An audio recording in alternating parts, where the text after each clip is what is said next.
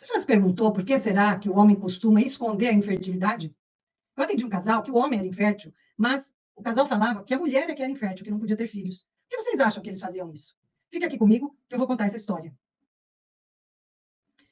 Olá, que bom que você está aqui. Você que não me conhece, eu sou Ludmila, psicóloga judiciária, mãe por adoção já há 21 anos.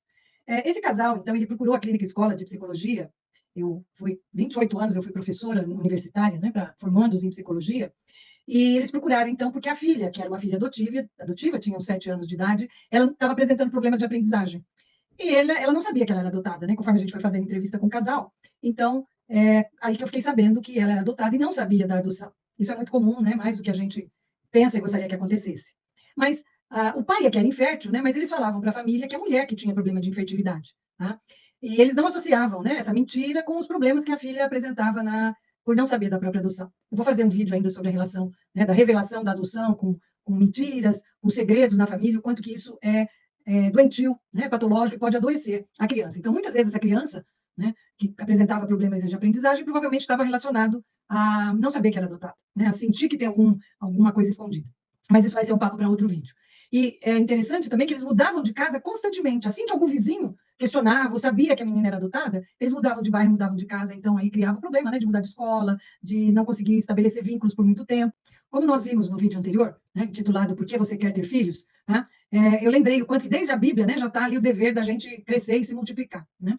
A família, também o modelo de família patriarcal até o século XVIII, né, onde o homem era bastante valorizado, e até recentemente ainda a gente tem uma sociedade brasileira muito machista, né, em que o filho homem é valorizado, né, toda aquela fala de tem saco roxo, né, então muito relacionado ao machismo. Até há pouco tempo a mulher no casamento era obrigada, se o casamento, né, era legal, a registrar o sobrenome do marido, né, nesse sentido de perpetuar a família, né, a herança genética aí também através da procriação.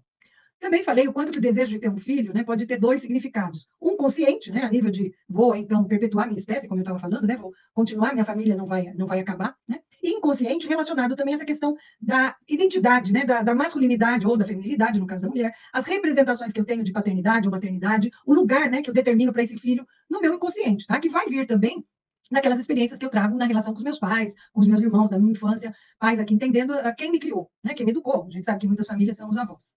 Nós vimos também a representação inconsciente, né, do filho desejado, que é uma criança, no sentido chamada, né, para alguns autores, de criança narcísica, porque ela vai estar representando o meu ideal, né, de como esse filho vai dar continuidade à minha, então, a minha história, qual é o legado, né, que eu vou deixar para ele, isso relacionado à profissão que eu escolho para o meu filho, né, o gênero que eu escolho, lembra que eu falei, o perfil, né, no caso da adoção, por que você escolhe um menino ou uma menina, por que é indiferente, será que é indiferente mesmo, será que eu não tenho preferências, né, isso estaria ligado, então, a essa criança que eu tenho na minha mente, a esse filho que eu tenho, né, no meu espaço psíquico, aqui no meu inconsciente, que eu vou, então, realizar através de ter um filho. Tá? Então, o acesso a essa paternidade, né, ele implica em profundas transformações a partir daquela identificação ao modelo paterno que eu trago, né, na relação com meu pai, na minha infância, e também com a minha mãe.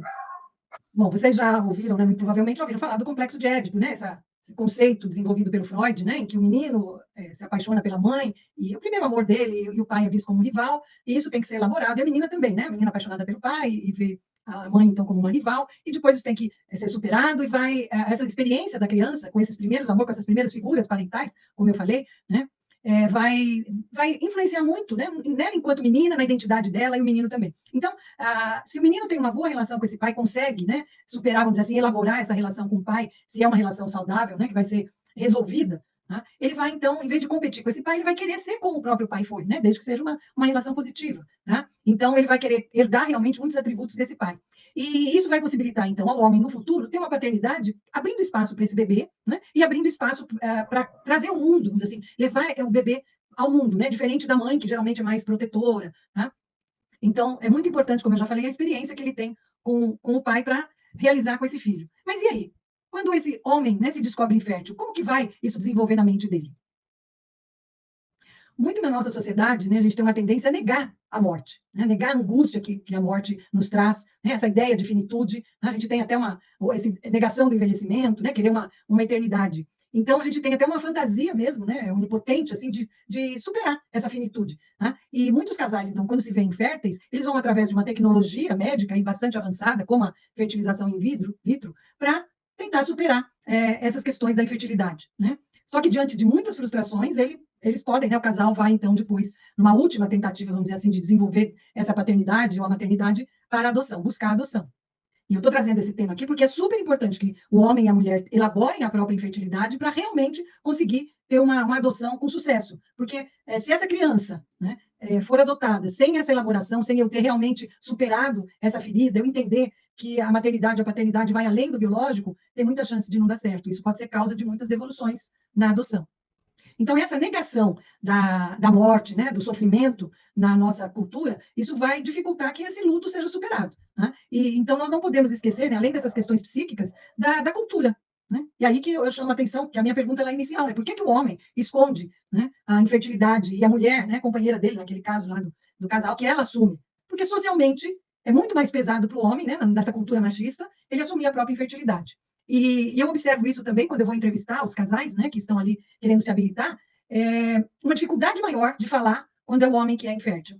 Tá? E é um bom sinal se ele assume, se ele fala claramente isso. Tá? Eu faço uma analogia, né, na época que eu dava supervisão em hospital geral, e eu acompanhava meus alunos, por exemplo, na ortopedia, em que alguns homens tinham que amputar uma perna, por exemplo, um braço, muitos acidentados de moto, né?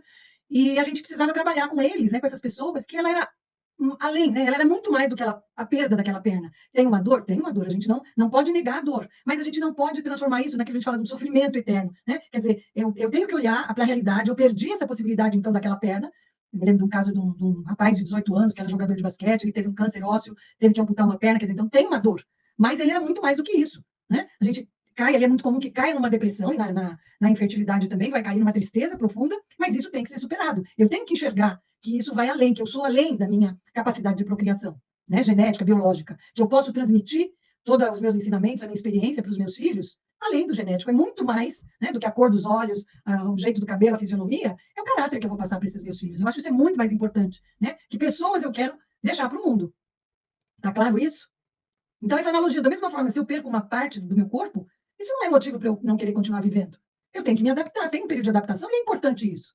Tá? Mas eu tenho que recorrer aos meus recursos internos para entender que isso é mais amplo. E você que está me ouvindo, se você é psicólogo, psicóloga, é isso que você tem que trabalhar com o seu cliente ou clienta, né, da clientela. Nós estamos aqui falando no caso do homem, quer dizer, mostrar que ele é muito mais do que uma possibilidade aí de ser pai apenas pelo genético. Né? Que ser pai é muito mais do que isso. Essa negação do sofrimento, tá? Ele vai dificultar até a possibilidade realmente de superar isso, de novas possibilidades de exercer a paternidade, como eu estava falando. Então, a gente tem que permitir e olhar essa dor, tem que entrar em contato com essa dor, né? Sofrer, chorar, se revoltar, aquelas fases, né, do luto, que é tão comum. Vou até trazer num outro slide, então, que primeiro é de revolta, né? Depois eu faço barganha, depois eu me deprimo, até chegar na aceitação. Né? A primeira fase de negação também. Lógico que as pessoas também passam por essas fases de diferentes formas, né? Não necessariamente nessa ordem. Então, essa cobrança, né, da virilidade masculina, ela está muito relacionada à procriação, mas tem também, né, essa cobrança aí muito maior associada à masculinidade. Então, para o homem, né, a paternidade significa muito mais do que a realização do desejo de procriação, pois está muito relacionado na nossa cultura patriarcal, machista, relacionada à virilidade e potência. Tá? Por isso que ela é mais difícil de ser, né, entendida, vamos dizer assim, de ser aceita pelo homem. E muitas vezes ele vai precisar da ajuda da companheira. Tá? Para que é a mesma coisa quando um homem, né, tem ali uma relação, tem uma impotência. A impotência sexual não tem nada a ver com a infertilidade. Então não pode também fazer essa confusão, que muitas vezes está associada. Né? Você não é capaz de gerar uma criança, mas uma relação sexual é normal. Tá? Se não for nenhum problema, né, biológico em relação à ereção, por exemplo, aí tem que procurar. É lógico que você, o homem vai ter feito toda uma procura, uma investigação, até chegar ao diagnóstico da infertilidade. Então, como eu estou falando da infertilidade na nossa cultura masculina, é muito mais negada, né, rejeitada do que a infertilidade feminina. Por isso que o casal, mais tranquilamente, falava isso. Só que o que eu observava era um sofrimento psíquico muito grande nessa mulher. Tá? Ela era muito infeliz, ela adoeceu por ter assumido essa carga. Então, alguma coisa, eu não fiz a terapia deles, a gente estava ali para trabalhar com a questão até dessa menina, da revelação da adoção, né? Mas ela lidava muito mal com isso, né, de ter que assumir algo que não era dela. Isso fica uma fissura na relação, né? Isso tende realmente a não dar certo. Né? Ela precisava passar por cima dela, de uma verdade dela, e que isso era muito dolorido para ela assumir. Talvez uma outra mulher entendesse aí que a dificuldade do marido tivesse uma resiliência assim da personalidade e aguentasse muito mais fortemente, mas ela não. Então, o que a gente observa, né, que para muitos casais é um processo muito mais lento e difícil de resolver esse conflito da infertilidade, de aceitar, enquanto que para outros casais é mais tranquilo, principalmente quando a infertilidade é da mulher. Mas a gente precisa lembrar que ser bom pai ou boa mãe, né, bons pais, não tem nada a ver com ser pais biológicos ou adotivos. Tem muito mais a ver com desejo mesmo, até inconsciente, de querer desenvolver essa paternidade, essa parentalidade. Tanto que a gente tem muitos filhos aí biológicos, né, que são retirados de seus pais exatamente porque não conseguem criar essas crianças, né, por negligência até violência, infelizmente. Então, dependendo do nível da elaboração dessa perda, né, da infertilidade, daquela ferida, né, narcísica, como a gente fala, né, uma imagem que eu tenho sobre mim mesma, tá? Dependendo de como eu elaboro isso, eu vou ter uma relação melhor ou não com uma criança por adoção, um filho por adoção, filho, filha, né? Estou querendo dizer. Por quê? Se isso não está bem elaborado, pode ser que toda vez que eu encontre essa criança, eu me lembre da minha infertilidade. Então, a presença daquela criança eu sinto como um ataque ao meu lado que eu não aceitei essa infertilidade. Vocês entendem por que é importante quando a gente estuda qual é a motivação de você estar buscando a adoção? Por que é importante elaborar esse luto, realmente ter uma aceitação consciente da infertilidade, seja masculina ou feminina? Porque aquela criança vai te lembrar, né? Se isso não está bem elaborado, vai tocar na sua ferida toda vez que você entrar em contato com essa criança. Não vai dar certo. Por isso que muitas vezes a gente indica, faça terapia. Os pais, né, os que estão pretendentes à adoção, procurem a psicoterapia para elaborar a questão da infertilidade. E às vezes, se o infértil é seu marido ou a sua mulher, não quer dizer que é o infértil só que precisa fazer terapia. Você também, quem não é um infértil, muitas vezes vai precisar. Até para ajudar o companheiro, o parceiro a superar isso. Né? Porque você tem que ter uma aceitação real da infertilidade do seu parceiro, no caso da mulher, se o homem é infértil, né, como a gente está falando aqui. Porque se a mulher também não aceitar a infertilidade masculina, se para ela for muito forte essa questão da maternidade sanguínea, ela pode ter uma raiva desse homem. Tá? No casamento ficar uma raiva escondida, escamoteada. E isso vai minando a relação. E pode dificultar a relação dela também, quanto mãe, com essa criança. Então, recapitulando, né? Aqui estamos falando hoje da infertilidade masculina. Então, você, companheira, né? Mesmo você sendo fértil e o seu companheiro é infértil, isso pode ser uma grande frustração para você se você dá valor ao genético. E na nossa cultura isso ainda é muito valorizado, por isso que muitos pais querem crianças pequenas, menores de 2 anos. Então, essa criança, ela pode despertar em você, mulher, raiva do seu companheiro. E aí você vai descontar na criança. Complexo isso, gente, é muito complexo. A nossa cabeça não é tranquila para a gente lidar com essas feridas. Lógico, eu falei que vai depender de cada casal, de cada indivíduo, né? Vai depender daquelas experiências que a gente teve na nossa infância. Mas vocês estão percebendo a intensidade do meu mundo psíquico, como isso vai influenciar no meu papel de mãe ou de pai, seja biológico ou seja por adoção? Por adoção mais ainda, porque essa criança também vai trazer uma história de rejeição. E um outro aspecto, né, do nível da elaboração desse casal, então, em relação à infertilidade, pode dificultar que eles revelem a adoção. Olha aí como uma coisa pode levar à dificuldade da outra. Às vezes eu escuto, não, ele é muito pequenininho, tem 4 anos, eu não vou falar sobre isso. Mas não é a criança que tem dificuldade. Na verdade, quando eu falar que ele veio estar ali por mim, ele, meu filho, minha criança, por adoção, eu vou ter que reabrir a minha ferida. Um de nós é infértil, os dois são inférteis. Eu vou ter que tocar no meu ideal, o ideal que eu tinha sobre mim, né? Que eu era perfeita, que eu, o homem aí no caso, né? Eu poderia ter filhos e varões, né? E de repente essa possibilidade não existe a nível biológico. Então, revelar a adoção significa eu ter que revelar essas questões, essa angústia, esse sofrimento, essas experiências dolorosas do meu passado. Tá? Na verdade, isso pode servir exatamente para um outro momento de elaboração. Pode ser muito positivo. Vai depender de quanto realmente está elaborado para você. Porque às vezes você acha que está elaborado e não fala a respeito, né? Não tocou mais no assunto. Mas na hora que a criança chega, ou na hora que tem que revelar sobre a adoção, aquela ferida é reaberta. Tudo bem, pode ser um reaberto para uma nova reelaboração, num nível mais profundo até. Agora, se eu me nego a revelar, pode indicar que tem problemas aí ainda não elaborados.